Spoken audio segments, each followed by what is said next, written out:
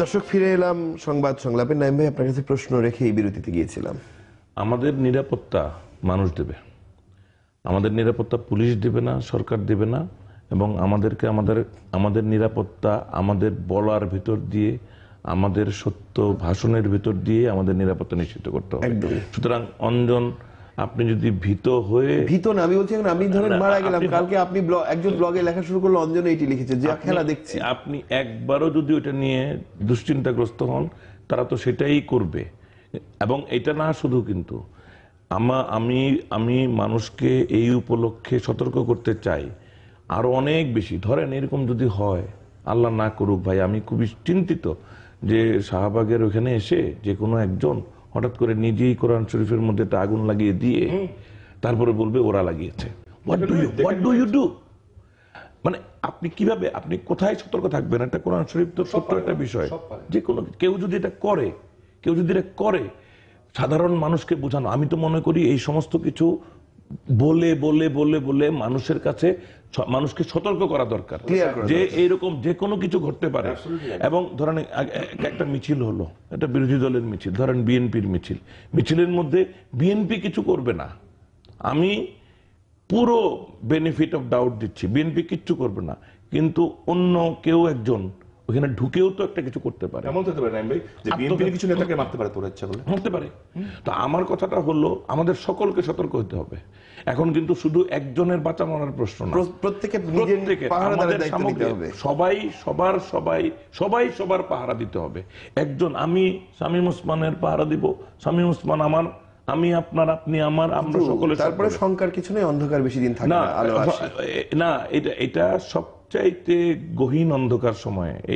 এই ব্যাপারটা নিয়ে আমার একটা খুবই উৎসাহ জায়গা নিয়ে ইংরেজি কথা মনে পড়ে যে it is always darkest before dawn. মানে যখন নিকষ কালো অন্ধকার হয়, তখন আপনি নিশ্চিত হবেন আর কিছুক্ষণের মধ্যেই আলো দেখবো, ভোরের আলো আসবে। জি, আমি থ্যাংক ইউ নাইম ভাই।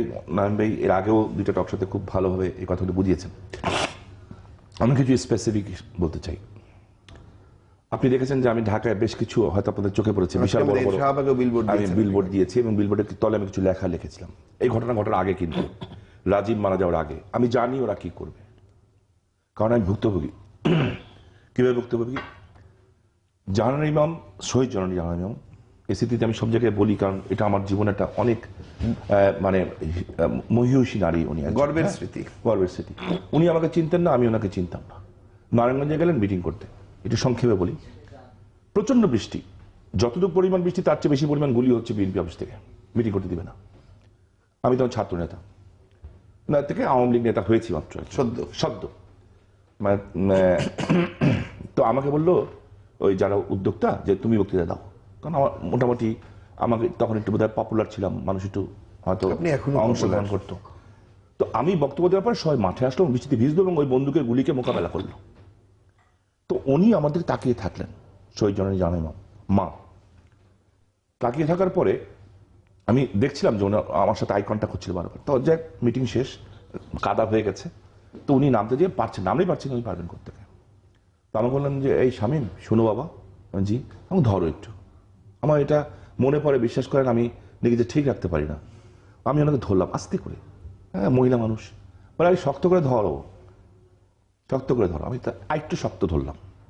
বলে আরে বোকা, আমি তোমার মার মতো করে ধরো, আমি তো তোমার মার বয়সী।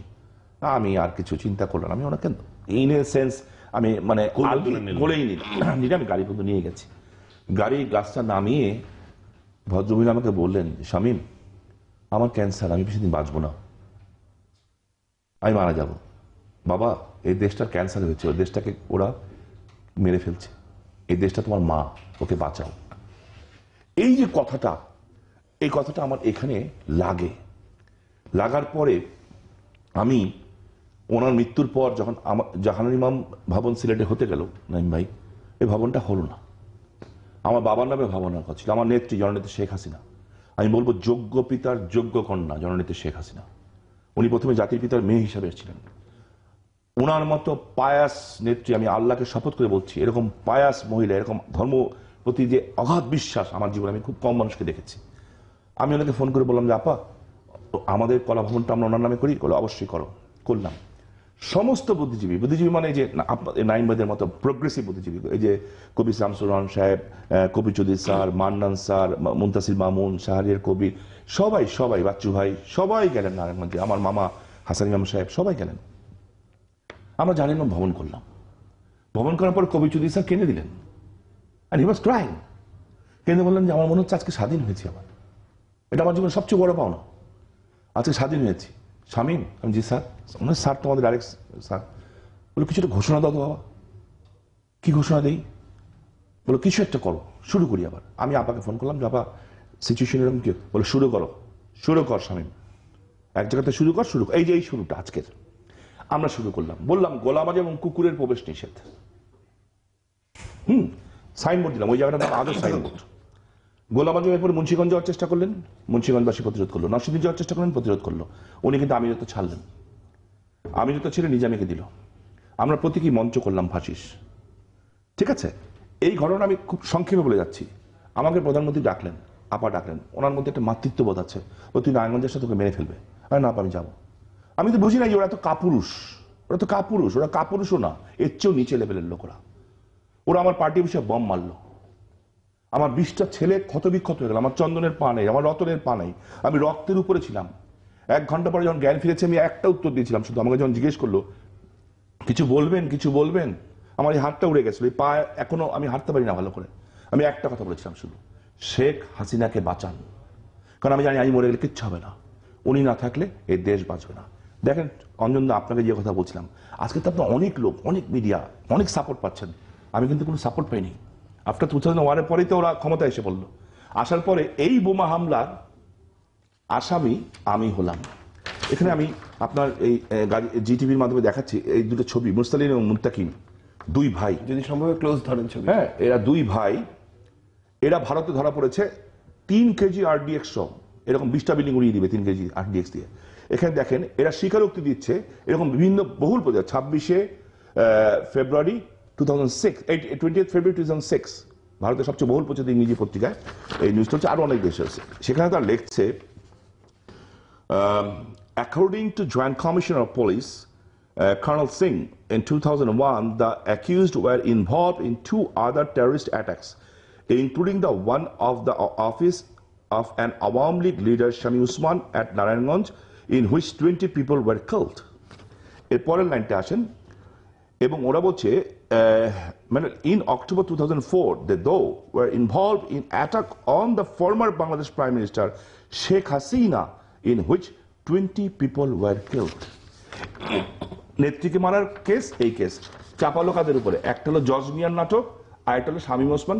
ক্লান্ত হয়ে গেলাম নাইমুল ভাই বলতে, বিচার তো চাওয়া দূরের কথা, আমি বোম ফুটাই নাই এই কথা বলতে ক্লান্ত হয়ে গেছি, টায়ার্ড হয়ে গেছি। ছেলেটা মারা গেল শহীদ রাজীব চত্বর, আমরা নারায়ণগঞ্জে করেছি। মারা গেছে 2 বছর আগের থেকে ব্লক চলছে, একদিনকার চোখে পড়ে নাই। এই ভণ্ড আমার দেশের, আমি সরি, আমি রিয়েলি সরি, আমি আপনার কাছে অ্যাপোলাইজ। হ্যাঁ, উনি একটা ভণ্ড উত্তরা ষড়যন্ত্রের নায়ক, এবং আমি যত শুনি খন্দকার মোস্তাকের আত্মীয়। সে কোত্থেকে টাকা আসতেছে আমরা বুঝি না। আমেরিকান এমবেসির গাড়ি ভাঙলে ক্ষমা চাওয়া হয়, আর মানুষ পুড়িয়ে মারলে ক্ষমা চাওয়া হয় না। উনি ইসলামের চোখে, আমি কোরআন শরীফ, নাইমুল ভাই প্রতিদিন সকালে উঠে কোরআন শরীফ পড়ি, রাতে ঘুমানোর সময় কোরআন শরীফ পড়ি, আল্লাহ আমি বলা উচিত না টেলিভিশনের সামনে, এবং তাহাজ্জুদের নামাজ পড়ে ঘুমাই। আমি যখন খুব হতাশ হয়ে গেছিলাম 2001-এ, আমি তখন একদিন কথা বলতে আমাদের নজিব ভাই এবং আলাউদ্দিন নাসিম ছিলেন গাড়িতে, আপাকে আমি বলছিলাম কি লাভ হলো আপা, কি লাভ হলো, আজকে আমাদের এই অবস্থা, বাদ দেন 18 ঘন্টা কাজ করি, আপনার ছেলে জয় আজকে এই অবস্থা আছে, গাড়ি বিক্রি করতে হচ্ছে। অনেকক্ষণ শোনার পরে উনি আমাকে একটা কথা বলেছিলেন যে হতাশ হয়েছিস? আমার চোখ দিয়ে পানি পড়ছিল। আল্লাহ মৃত্যু হয়েছি, হতাশ হবি না। যখনই হতাশ হবি রাসূলুল্লাহ সাল্লাল্লাহু আলাইহি ওয়াসাল্লামের জীবনী পড়বি। এবং ওই যে পর থেকে পড়ার পরে আমি একটা জিনিস বুঝেছি, ওরা কিছুই অঞ্জন দা, ওরা মারবে। হ্যাঁ, ইটস ট্রু, আপনি মরতে পারেন, আপনার হয়তো কালকে যে আপনাকে আমার লাশ দাফন করতে হবে, হয়তো আমার নাইমুল ভাইকে করতে হবে, হ্যাঁ তুই জয় বাংলা চাস, মারবে ওরা, মারুক, হারবে ওরা। ওদের পরাজিত শক্তি অলওয়েজ পরাজিত। কিন্তু একটা জায়গায় কিন্তু আজকে আমি হ্যাপি হয়েছি, 25টা বছর 9 বছর তো দেশের বাইরে থেকে, জীবনে কাউকে হাত দিয়ে থাপ্পড় মারিনি ব্যক্তিগত কারণে। ঢাকা শহরে একটা ফ্ল্যাট নাই। বাপ দাদা বাংলাদেশের অন্যতম ধনী পরিবার ছিলেন, বাবা এমপি, দাদা এমপি, ভাই এমপি, মামা আবুল হাসিম সাহেব অবিভক্ত ভারতের মুসলিম লীগের জেনারেল সেক্রেটারি, ওই পরিবারের সন্তান আমি। কাউকে জীবনে একটা কটু কথা বলিনি কোনো মুরব্বী। আমি যখন নির্বাচনে পাশ করি প্রথমবার, আমি প্রথম আমার অপোজিট এমপি ক্যান্ডিডেটকে সালাম করেছি পায়ে ধরে। মুরব্বীদের সামনে এলাকার চেয়ারও বসি না। আমাদেরকে গডফাদার বানিয়ে দিয়েছে। আপ্রাণ চেষ্টা করেছি বলার জন্য, একটা সময় হতাশ হয়ে গেছিলাম। কিন্তু এই তরুণরা জেগেছে। আপনারা ঘুমান, আমাদের এখনো এত বয়স হয় নাই যে তরুণ একবার ওই রাজীবকে মেরেছে। মোমবাতি জ্বালান, কম জ্বালান, প্রস্তুত হন। বঙ্গবন্ধু যেভাবে বলেছিল, যার যা কিছু নিয়ে আসে প্রস্তুত হও, আমাদের প্রস্তুত হতে হবে। কারণ ওরা শুধু দেশের শত্রু না, ওরা ইসলামের শত্রু। ওরা পবিত্র মসজিদে যে জায়নামাজ পুরায়, ওরা আল্লাহ তাআলা বলেছেন আল কোরআনে, যারা মিথ্যা হাদিস দেয় তাদের স্থান জাহান্নাম। ওরা ব্যবহার করছে অন্যান্য সাধারণ মুসলমানদেরকে। বিলিভ মি, এই যে ইসলামিক শাসনতন্ত্র, খেলাফত মজলিস, এরা কি আন্দোলন, এরা কিন্তু জামাতকে বিশ্বাস করে না। এরা ওয়াহাবি, ওরা মওদুদিবাদে বিশ্বাস করে, ওরা রাসূল পাক সাল্লাল্লাহু আলাইহি ওয়াসাল্লামকে বলে দোষে গুণে মানুষ। ওরা ইসলামের কিছুই মানে না। এরা অন্য জায়গা থেকে এইখানে একটা মিলিটেন্স গঠন করতে চাচ্ছে, কারণ আমাদের ভৌগোলিক সীমারেখা এত গুরুত্বপূর্ণ যে এই ভূমিটাকে ব্যবহার করে অন্য দেশগুলিকে ডিস্টার্ব করার জন্য আমি মনে করছি সেটা। সো আমি একটা কথা বলবো, অঞ্জনদা, আপনি অনেক পরিশ্রম করছেন, নাইমুল ভাই আপনি অনেক লেখালেখি করেছেন।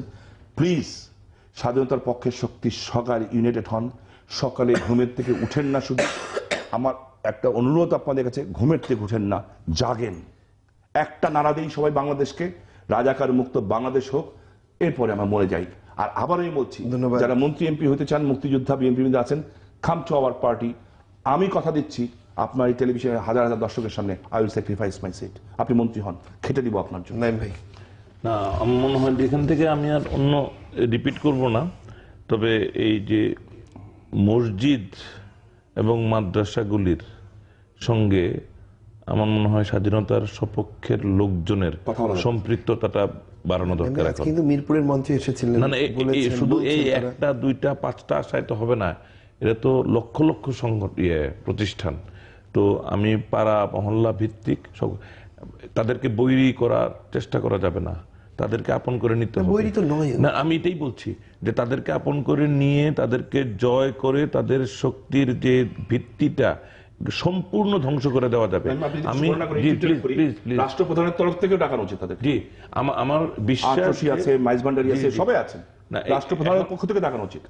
আমার একটাই কথা অঞ্জন, এই প্রজন্ম চত্বরকে ততদিন জেগে থাকতে হবে, লংজিভিটি দিতে হবে, যতক্ষণ বাংলাদেশে স্বাধীনতার বিপক্ষ শক্তি শেষ না হয়। এমন একটা দিন আসতে হবে যেদিন স্বাধীনতা চিকিৎসক পরিষদ করতে হবে না। কেন স্বাধীনতা চিকিৎসক পরিষদ? চমৎকার। আমার কথা হলো যে এই দেশটাকে ওই জায়গায় নিতে হবে। ওই জায়গাটাকেই শামীম ওসমান জানেন, আমার এক বন্ধু একজন আমলা বলেন, স্বাধীনতার মুক্তি দিতে হবে, স্বাধীনতাটাকে মুক্ত করতে হবে। এই স্বাধীনতার মুক্তির এই আন্দোলনটাকে বিজয় পর্যন্ত নিতে হবে। আমার মনে হয় যে এটা মানে ওই শামীম ওসমানের ওই ভাষাটা যে আমি দরকার হলে পার্লামেন্ট ইলেকশনটা করব না, দরকার হলে আমার যেটা মনে হয় দরকার হলে আমাদের আগামী নির্বাচন 1 বছর পিছিয়ে দেন, এইটা শেষ করে না কেন?